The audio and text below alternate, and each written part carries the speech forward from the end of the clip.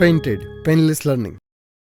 નમસ્કાર વિદ્યાર્થી મિત્રો, આજે આપણે ધોરણ 8 વિષય ગુજરાતી પાઠ 5 એક મુલાકાત તમારે સ્વ અધ્યયન પોથી છે એનું સોલ્યુશન લઈ અને તમારી સમક્ષ રજૂ થયા છીએ. તો વધારે ચર્ચા આપણે પ્રશ્નોની કરીએ. પ્રશ્ન 1, નીચે આપેલા અહેવાલ લેખનમાં કેટલીક વિગતો છૂટી ગયેલી છે. આ વિગતો સાથે તમારો અનુભવ જોડી અને આ અહેવાલ પૂર્ણ કરવાનો છે. અમારી શાળામાંથી પ્રવાસમાં ખાલી જગ્યા સ્થળે જવાનું આયોજન કરવામાં આવ્યું. સરદાર સરોવર 12 તારીખે શનિવારના રોજ 5:30 સમયે અમે લક્ઝરી બસમાં બેસી અને પ્રવાસે નીકળ્યા. રસ્તામાં અમે ગીતો ગાતા, ડાન્સ કરતા, એકબીજાનો નાસ્તો કરતા જતા હતા. અમે બપોરે સરદાર સરોવર પહોંચ્યા. પ્રવાસમાં અમે ચિલ્ડ્રન પાર્ક, આરોગ્ય વન, સ્ટેચ્યુ ઓફ યુનિટીના સ્થળો જોયા. સ્ટેચ્યુ ઓફ યુનિટી મને ખૂબ ગમ્યું, કારણ કે ગુજરાતના પોતાના પુત્ર સરદાર પટેલની સૌથી ઊંચી પ્રતિમા જોવાની ખૂબ મજા આવી. સરદાર પટેલની પ્રતિમાની વિશેષતા હતી કે વિશ્વની સૌથી ઊંચી પ્રતિમા છે. મિત્રો, હજી સુધી તમે અમારી પેન્ટેડ એપ્લિકેશન નથી ડાઉનલોડ કરી તો પેન્ટેડ એપ્લિકેશન ડાઉનલોડ કરો, જેની અંદર તમને તમામ વિષયોના સ્વાધ્યાય પોથી, એકમ કસોટી, સ્વ અધ્યયન પોથી દરેકના સોલ્યુશન સાથેના વિડીયો, ધોરણ 9-10ના વિદ્યાર્થીઓ માટે લાઈવ વિડીયો લેક્ચર, દરેક વિષયની વિષયવાઇઝ PDF પ્રોવાઈડ કરવામાં આવશે. ભાવનગરની અંદર જો તમે વસવાટ કરતા હો તો એના માટે ધોરણ 8 થી 12ના તમામ વિષયનું કોચિંગ પૂરું પાડતી કોચિંગ ઇન્સ્ટિટ્યૂટ એટલે કે આલ્ફા એકેડમી ભાવનગર ખાતે કાર્યરત છે. તમે એમાં જોડાઈ શકો, એનો સંપર્ક કરી શકો. યુટ્યુબની અંદર અમારા વિડીયો તમને ગમતા હોય તો યુટ્યુબ ચેનલ છે પેન્ટેડ યુટ્યુબ ચેનલ, હજી સુધી સબસ્ક્રાઈબ નથી કરી તો સબસ્ક્રાઈબ કરો, તમારા મિત્રોને શેર કરો અને ગમતા વિડીયો હોય તો એને લાઇક કરો. સ્ટેચ્યુ ઓફ યુનિટીની જગ્યાએ મને યાદગાર અનુભવ થયો કે વિશ્વની સૌથી ઊંચી પ્રતિમાની વ્યૂહાત્મક ગેલેરીમાંથી નર્મદા ડેમ જોવાનો રોમાંચ અનુભવ્યો. સાથે સાથે નર્મદા ડેમની કેટલીક ખેતી પર સિંચાઈ થશે, પાણીનો લાભ થશે અને કેટલાક રાજ્યોને વીજળી મળશે તેનું સુંદર મજાની જાણકારી પણ અમે ગાઈડમાંથી જોડેથી મેળવી. આ પ્રવાસ દરમિયાન આનંદની સાથે સાથે ઘણી શૈક્ષણિક માહિતી પણ મળી, તેમજ મિત્રો અને શિક્ષકો સાથે ફરવાનો અનેરો આનંદ મળ્યો. નીચે દર્શાવેલી વસ્તુ કે સ્થળ વિશે માહિતી એકત્રિત કરી 5 વાક્યો લખો. તો અમારી શાળામાં એક સુંદર વડલો આપેલો છે. વડ ખૂબ જ જૂનો હોવાથી તેનું કદ ખૂબ મોટું છે. વડલાની વડવાઈ હોય છે. આ વડવાઈઓ જમીનને અડે એટલે વડનું થડ બની જાય.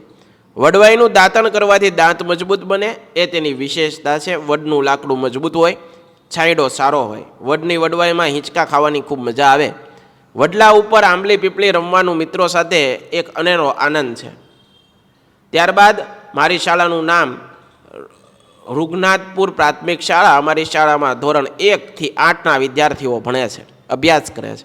શાળામાં વિદ્યાર્થીઓ, શિક્ષકો, અન્ય વ્યક્તિઓ આવે છે. શાળાના તમામ શિક્ષકો વિદ્યાર્થીને ખૂબ જ રસપૂર્વક સમજણ પડે તે રીતે ભણાવે છે. શાળાનો નાનો બગીચો, વર્ગખંડ, મધ્યાહન ભોજન ખંડ, પાણીની ટાંકી અને રમતનું સુંદર મેદાન છે. શાળામાં પુસ્તકાલય, પ્રયોગશાળા અને કોમ્પ્યુટર લેબ છે. અમારી શાળા ખૂબ જ વૈવિધ્યસભર અને સારી છે. શાળામાં તમારો વર્ગખંડ ક્યાં આવેલો છે? આ ખંડમાં શિક્ષક અને વિદ્યાર્થી ઉપરાંત કોણ કોણ આવે છે? વર્ગખંડમાં શું શું છે? શાળામાં મારો વર્ગખંડ મુખ્ય ગેટની સામે આવેલો છે. મારા વર્ગખંડમાં પાટલી, ટેબલ, ખુરશી, પાટીઓ, કોમ્પ્યુટર સેટ, નકશા, શબ્દકોશ છે. મારા વર્ગખંડના વિદ્યાર્થીઓ ઉપરાંત શિક્ષકો, શાળાના આચાર્ય આવે છે. ક્યારેક વાલીઓ પણ શાળાની મુલાકાત લે. મારો વર્ગખંડ ખૂબ સરસ મજાનો છે. વર્ગખંડમાં સુંદર ચિત્રકામ કરેલું છે, જેમાં ઘણી ઉપયોગી માહિતી લખેલી અને દોરેલી છે. તમારા શાળાનો પહેલો દિવસ યાદ કરો. તે દિવસે તમે શું શું કર્યું તે 5 વાક્યો લખો. આજે મારી નવી શાળાનો પહેલો દિવસ. તો મનમાં થોડા ડર સાથે હું શાળાએ પહોંચ્યો. શાળાના આચાર્યશ્રી મારા વર્ગમાં બેસાડ્યો. મારા શિક્ષક અને મારા વર્ગના વિદ્યાર્થીઓએ મારું સ્વાગત કરી તાળી વગાડી અને સ્વાગત કર્યું. રિસેસમાં વિદ્યાર્થીઓ સાથે નવી મિત્રતા થઈ. આમ પહેલા દિવસમાં શાળામાં આ રીતે પૂરો થયો. તમારી શાળાના મુખ્ય શિક્ષક, આચાર્યનો પરિચય 5 વાક્યમાં આપો. અમારી શાળાના આચાર્યનું નામ મહેશભાઈ રાજ્યગુરુ. તેમનો સ્વભાવ ખૂબ શાંત અને સરળ. તેઓ ધોરણ 5ના વિદ્યાર્થીઓને ભણાવે છે. તેઓ બધા સાથે હળીમળીને રહે છે. તેઓ પ્રાર્થના સભામાં સુંદર વાર્તાઓ કહે, જે સાંભળવાની ખૂબ જ મજા આવતી હોય. તમારા આવનારા જન્મદિવસે તમે શું શું કરશો? મારા જન્મદિવસે એક વૃક્ષ જરૂર વાવીશ. મારા જન્મદિવસે હું જરૂરિયાતમંદ લોકોની મદદ કરીશ. મારો જન્મદિવસ હું મંદિરે દર્શન કરવા જઈશ. મારા જન્મદિવસે હું બધાને ચોકલેટ વહેંચીશ. મારા જન્મદિવસે હું સારી એવી ટેવ જરૂર પાડીશ. ત્યારબાદ ટેકનોલોજીની મદદથી ગુજરાતના રમતવીર પુરસ્કાર વિજેતા શ્રીતા ગાયકવાડ વિશે માહિતી એકત્રિત કરી તેના વિશે 5 વાક્ય લખો. તેનું પૂરું નામ શ્રીતાબેન લક્ષ્મણભાઈ ગાયકવાડ. તેમનો જન્મ 1 જૂન 1994ના રોજ કરાડી આંબા ડાંગમાં થયો. તેમણે 2018 એશિયન ગેમ્સની રિલે દોડમાં સુવર્ણચંદ્રક મેળવ્યો હતો. અત્યારે તેઓ બેટી બચાવો અભિયાનના બ્રાન્ડ એમ્બેસેડર પણ છે. તેઓ ડાંગ એક્સપ્રેસના નામે જાણીતા છે. નીચેનો ફકરો વાંચી આપેલા પ્રશ્નનો જવાબ, અહીં પ્રશ્નો આપેલો છે એના જવાબ આપણે શોધીને લખવાના છે. આ ફકરામાં કઈ કઈ ભાષાઓનો ઉલ્લેખ છે તમે જાણતા હો તેવી એ સિવાયની બીજી ભાષાઓના નામ લખો. આ ફકરામાં સંસ્કૃત, પ્રાકૃત, તમિલ, કન્નડ, તેલુગુ વગેરે ભાષાઓનો ઉલ્લેખ થયો છે. હા, અમે મરાઠી, હિન્દી અને અંગ્રેજી, ગુજરાતી જેવી ભાષાઓ જાણીએ છીએ. ફકરામાં વપરાયેલા ધાર્મિક તેમજ અન્ય પ્રકારનું સાહિત્ય મોટા પ્રમાણમાં લખાયું. વાક્યનો અર્થ નીચેના પૈકી કયો છે? ધાર્મિક તેમજ કલાત્મક સાહિત્ય.